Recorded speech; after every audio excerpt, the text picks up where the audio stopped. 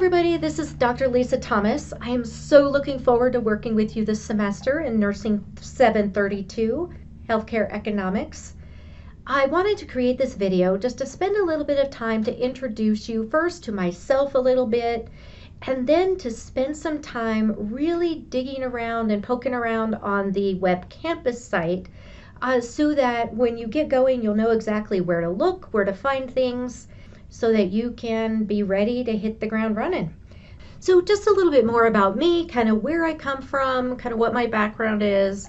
So I actually went to the Orba School of Nursing for my first nursing degree, finished in 1993. That says something about how old I am. Forget that you knew that.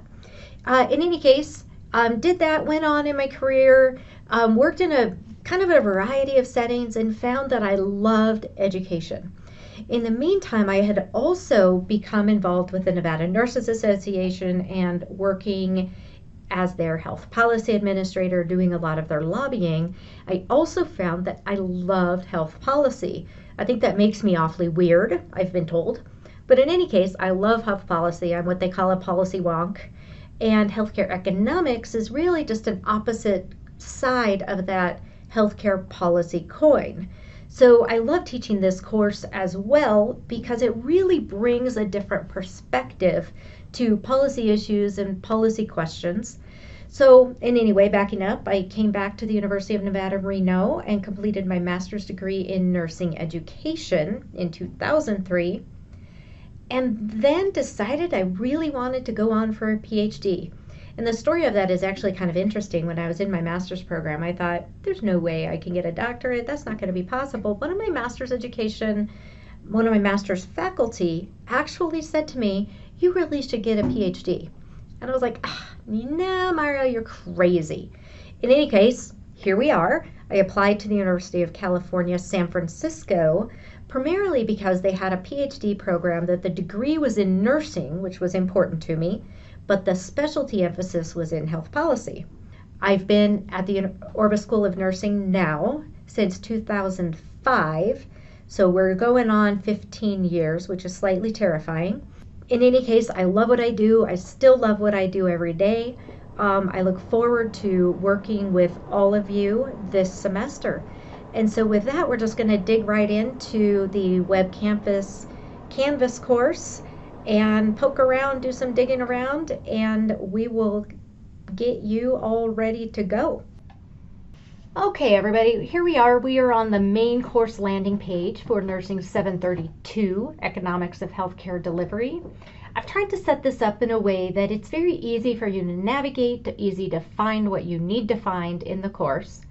So we're first going to spend a little bit of time. Let's start with the course syllabus. So we're going to open this up. The course syllabus exists in two ways. One of them, you can download this as a PDF document if that is easier for you to work with. However, all of the same information is here in this page where you can scroll and find information quickly if that's what you're looking for. So a couple things about contacting me. You've got here my office number, my office phone, my email address. I also have in here a mobile phone number. And so I would encourage you to look at the mobile phone number as something, if you just need a really quick answer to something, do you want me to do this or X or Y, please feel free to use that for that sort of inquiry. If you need a little bit more information, detail, feel welcome to send me an email, leave me a phone, or you can contact me by phone, leave a message. By far, the best way to reach me is by email. I am out of the office doing research a couple of days a week, but I always have access to email. So I'd encourage you to use that primarily. However, I'm happy to meet with you, talk with you in whatever way works best. So I have office hours set up every Monday and Wednesday from 8:30 to 10:30 a.m. And in those, I'll be sitting here in my office. And I'm happy to meet with you in person, being that this is an online class. Sometimes students don't have a real connection to me as your faculty. And so it's nice to come in and see I'm really a real human and I do want you to succeed. And then vice versa. Teaching online, sometimes I don't have the connection to you that I would like to have. And so I love to have the opportunity to meet with you in person as well as your schedule works with that. But recognizing that most of you work for a living and that doesn't work out quite as well, another option, and again this Monday and Wednesday from 8:30 to 10:30, I will be both in my office and also signed into Zoom video conference. So to get into Zoom, you can click on this link. The program will have you install a small applet on your computer, and then you'll open up the page directly. I'll be in there. We can then talk live real time. I can share my screen with you if you have questions that I can answer. You can share your screen with me. So if you have questions regarding an assignment, for example, and it's the next best thing to being in the same room at the same time, and we're able to interact in a pretty productive way. Knowing that Monday and Wednesday from 8:30 to 10:30 doesn't necessarily work for all practicing nurses, or even any of them. I also am using, it's a Microsoft Bookings calendar. And I'm going to just click over to this real quick so that you can see how this works. But if you need to meet outside of this Monday and Wednesday from 8:30 to 10:30 period of time, we can also go to my bookings calendar. And on this, I have different types of advising based on my role. So I'm also the chair of the RN to BSN program. So we've got that on here. I chair graduate students. But for this course, if we go 7:32 office hours, we can do this.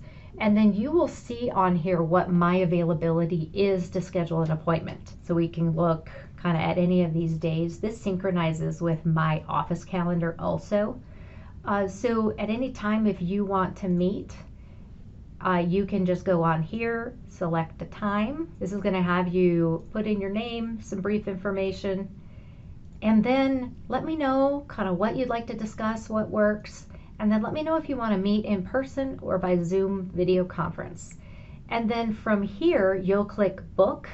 This will then send you a confirmation, and it also will send me a confirmation, and it'll automatically show up on my calendar. Pretty cool tool.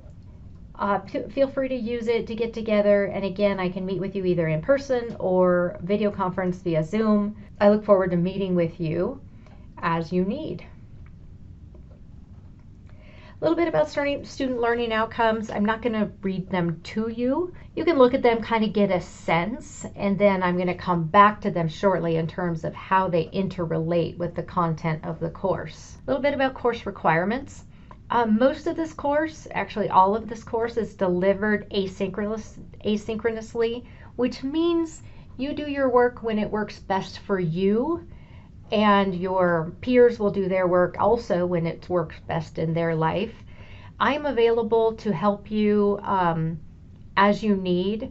With that said, just be aware, while the course is open to you 24/7, I try occasionally to spend some time with my family. So often if you reach out on a weekend or late in the evening, very often I will respond to you by email or by text message. Just know that there are times on the weekend that I won't be able to do this. So be sure not to arrange your workflow around me being available to you on the weekend. Again, when I can, I am. When I have different family obligations, personal obligations, sometimes I am not available. And because Murphy lives, it will be when you need me the most. So with that said, breakout of points, I'm going to talk more about that in a little bit. Grading scale for the School of Nursing, just the same as in every nursing course. You need to score at least an 83% to pass the class.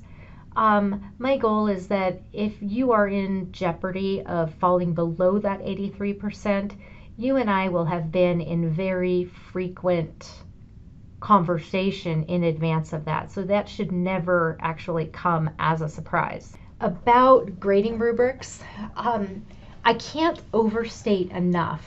When you're looking at each assignment, and we'll spend some time kind of clicking through one of the assignments, I use grading rubrics for every one of the assignments.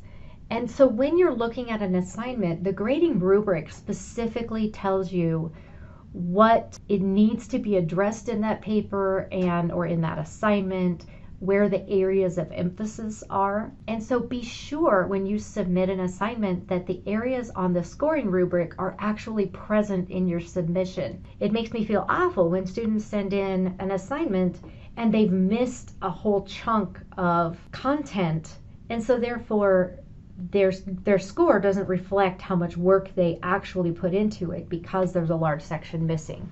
Again, if you have questions, please feel welcome to reach out. A little bit what you can expect from me. Like I mentioned before, every now and then I get time off for good behavior. Often I don't behave well, but I still get time off. Be mindful on the weekend or after hours. I may or may not be able to respond to you, so just don't plan your workflow around me being there. The other thing I like to just address is a lot of you I have worked with either as an undergraduate student or in a professional role of some kind. And so I like to just be very clear that whether I've worked with you before, whether I've worked with you for years, whether we have become personal friends, whether I had you as an undergraduate student, whether that was a good or bad experience for either of us, in this course, we start with a blank slate. We start with the structure of this course, and then we move forward. So my obligation and my commitment is that I will interact with you no differently than I will any other student based on any former relationship that we might have. I talked about office hours. A couple things that I look for from you really is engagement, activity, effort, and professionalism. Some of the things that we talk about in these kinds of courses, we're going to talk about healthcare reform, we're going to talk about financing of healthcare, and particularly in today's political climate, those are kind of charged issues for a lot of people. So I ask that we all be sure that we remain civil and respectful. And then the other thing I like to be sure to address is because of the nature of nursing, a lot of you work with one another, and there are times, not infrequently, where two people in the course are in the same workplace and one is in a either superior or subordinate position to another person in this class. The other thing I want to be clear is that any positive transcendence from this course to the workplace is awesome. I think that's fantastic if that goes forward into your workplace. But I want to be really sure that if there's opinions or perspectives that are introduced, that there not be any negative connection to your workplace if that is the case. A couple things about university policies, academic integrity. Please take a moment to look at the university academic standards policy. That is the policy that we use in the program and throughout the university with academic dishonesty. I have taken a few things that are areas in this course that people tend to, when they run into issues of academic dishonesty or violations of academic integrity, I would say probably 90+% of the time it was not intentional, and it can be quite blatant, but not entirely intentional. So I've got kind of 5, commandments, 5 real guidelines, is in terms of paraphrasing, how to quote, when to cite. If you're using information from a previous course, be real careful, read this. And then a reference page. The one thing I really, really want to draw your attention to is under paraphrasing here. Where people run into trouble sometimes is they will copy and paste a passage from an original source into their paper with intention to reword that and paraphrase it. And what happens is occasionally, especially when people get hurried or they're busy, those inadvertently get integrated into your paper verbatim. And when that happens, it's considered plagiarism. I strongly, ever so strongly encourage you not to copy things directly from a source into your paper with an intent to later paraphrase. The potential for it to go bad is way too high. So I encourage you, read your original source and then turn your head away and rewrite it. in your own words, and then cite it, and then add the information where it came from, because you still need to cite it because it wasn't your initial idea. But without beating that to death, spend some time looking at that, and there's an activity in the first part of the semester, in the first module, that we're going to spend time on too. A couple of things I like to really be sure that in every way that this course and the requirements and the materials within it are accessible to every student in the course. I make sure, as a rule, that all of the attachments that I post are all ADA accessible, that all of the videos are captioned so that if you need captions or just want captions, they're available to you.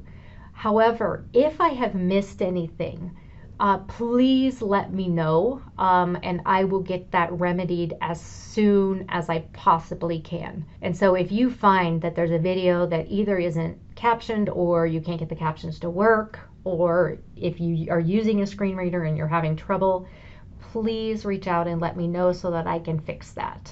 A little bit semester at a glance, this just gives you a really quick overview of what does the course look like, what are we going to be doing, what are your assignments over the semester. Please take some time looking at this discussion postings, kind of what I'm looking for my expectations with discussion postings. Basically, for your original post, in the area of 300 to 500 words, I will have in each discussion a list of questions, and you can choose which of these questions. I know in some of your classes you guys have needed to basically claim a question that only one person could answer each question. I don't need you to do that in this course. I want you to choose the question that is the most compelling and makes you really want to explore more. So your initial post should be in the area of 300 to 500 words. Be sure that that you're paying attention to scholarliness in your writing and flow, that things make sense. Just a word of caution: compose your assignments in a Word document and then copy and paste them into the Web Campus assignment Dropbox for two reasons. One, that gives you an ability to benefit from spell check and grammar check within Word. Also, every now and then, Web Campus, Canvas, will time out. Most of the time this happens to me when I'm creating an assignment and I have Windows open for a very long amount of time, and then Web Campus times out while I'm typing, but you don't know that they've timed out until you go to submit and find that you've lost everything you've done for the last 2 hours. Learn from me, don't do that. So discussion postings are due the second Sunday of each of the modules, and then you'll respond to group members regarding their discussion posts. As a rule, I want you to try to respond to peers who have addressed questions different than the one that you chose. And also, I want you to respond to different people every week so that you're not just responding and having a conversation with just 2 people in the course. You should shoot for about 100 words in your responses, but make sure that your responses are substantive, that you're adding something to the conversation, that you are supporting or refuting a point, respectfully, of course. Be sure you're not just saying, hey, I agree, well done, good to go. Be sure you're adding substantively to that. So now we're back on the home page. We're going to spend a little bit of time looking at the first nursing module. So we're going to click on the nursing modules, and you're going to have a handful of things here that I want you to look at before you get started. This video will live here ultimately. A couple things about how to prepare your computer for online learning, success tips as an online student. A couple of things I really want to bring your attention to is guidelines for APA, for writing in APA formatting. This tutorial that is actually published by the APA is really useful in terms of how to format your references, in-text references, provides about all of the information that is included in the book, but it's in a little bit of a different format. This is all based on the 7th edition of APA. So for the purposes of this class, the graduate program, to my understanding, is not going to transition to the 7th edition of APA until fall of 2020. So there is also an archive for 6th edition resources. You're welcome to use that. However, for the purposes of this class, I will accept things that are written either in 6th edition or 7th edition. And so don't worry about that as long as it fits an edition. One thing that's new to a lot of people in grad school is how to really effectively search PubMed and CINAHL. These tutorials will take you to really good information of how really to do that, how to search, how to find what you want. So spend the time with that. So the next one of these for Turnitin, I use Turnitin to verify submissions to be sure that the work students are submitting is their original work. I also have this available, and I really encourage you to take advantage of this. I also have this available so you can submit your own work to Turnitin to be able to check it before it's submitted. So you'll notice in here there's a Module 1 discussion, Module 2 discussion, Module 2 assignment. And if this is flagging in your paper more than about 20% that is saying is unoriginal content, you want to look really, really closely at that and make sure you're paraphrasing appropriately and that you're quoting when you need to. These are instructions, so if you are going to use Turnitin to self-check your submissions, this has some really good videos that walk you through how to set up your account, how to enroll in a class. You'll notice that the course ID for our course is this, and the enrollment key is NURS 732.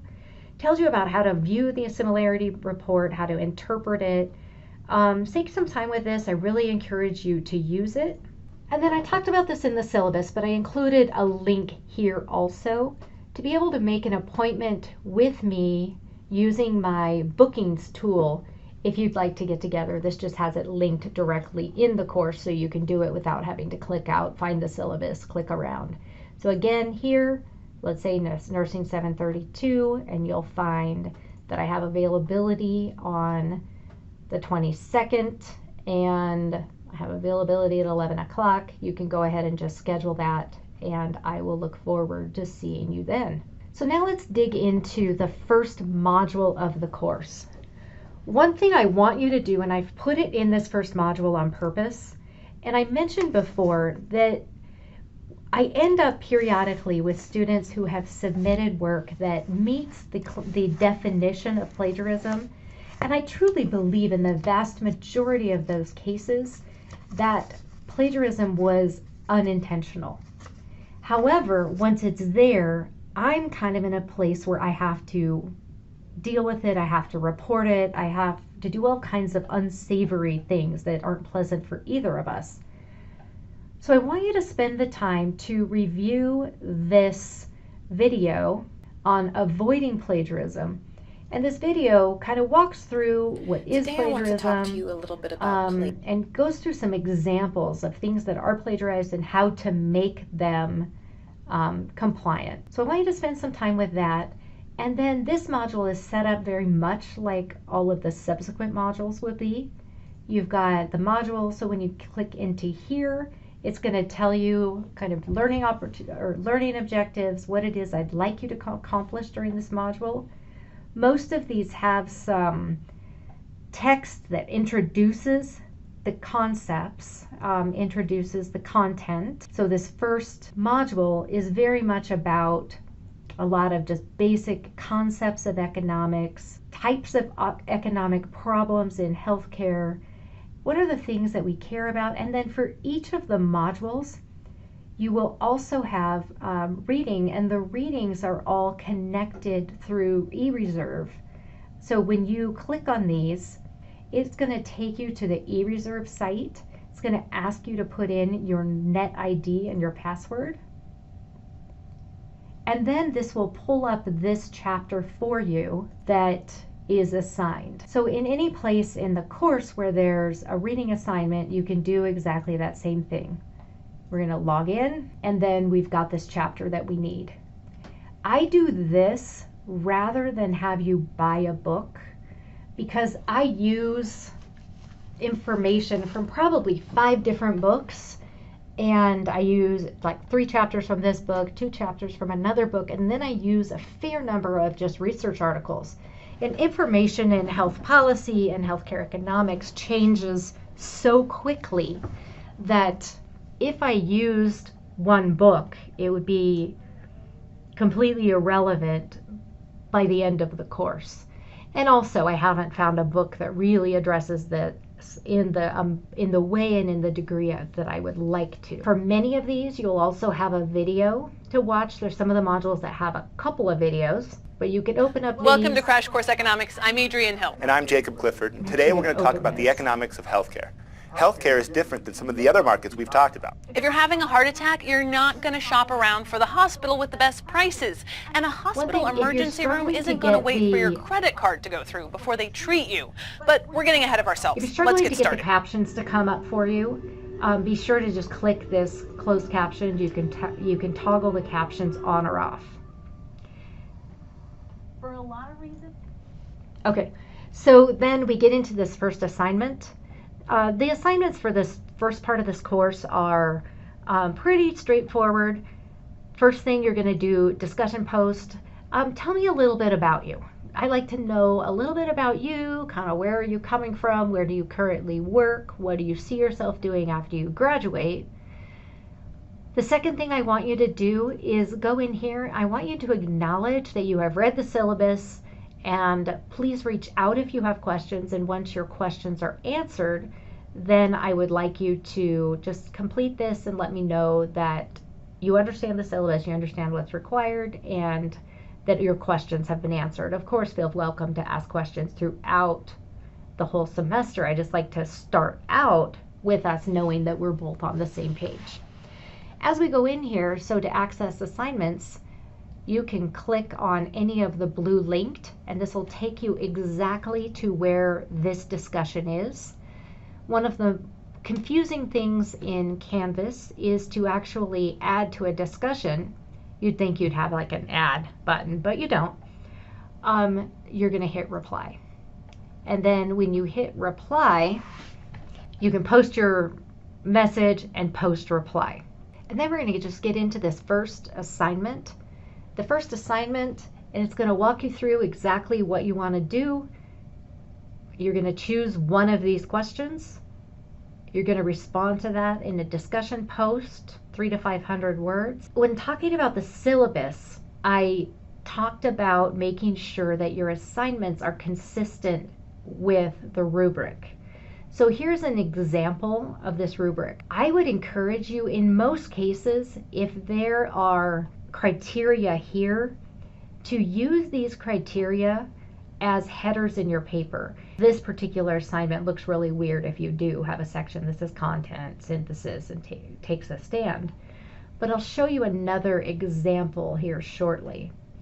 But main point is be sure that you're addressing all sections of the rubric. My plan is at the beginning of each content module, I'll post a short video like this that really goes through kind of the emphasis of what are the areas you want to make sure that you've addressed for that content, so that you're addressing things at the degree and to the degree that that's going to leverage the best evaluation of that assignment in this course. But again, be really careful with rubrics. I rate these, so if you look at it, flawless, exactly that. And these go down 95%, 90, 85. So there's a rubric attached to every assignment. Make sure that you're really using those. And that'll get you through the first assignment. One thing that you'll see in here, in each of these says complete all items. So as we go through here, I can go in here and mark this as done. So now when I go back to this, that one has a green check, tells me I've done this. And then as you submit these, and this will tell you, you're either going to mark it as done, so saying that you reviewed it, and you'll see that one now has a check, or it'll say submit. It'll tell you that you need to be sure to submit something. And once you have done that, once you've done everything in the module, this little red mark here will turn into a green check mark, and that's a good way not to miss things in the course. And with that, I'm going to go ahead and wrap this up. Please take the opportunity, reach out. I'm always here. I'm happy to meet with you. I love talking with you. As you have questions, please take the time to reach out. Again, I will be online and in my office Monday and Wednesday from 8:30 to 10:30. And I can make appointments with you through my bookings app, which is linked right here. And I'm happy to meet with you, and I look forward to working with you this semester. Have a great rest of your day.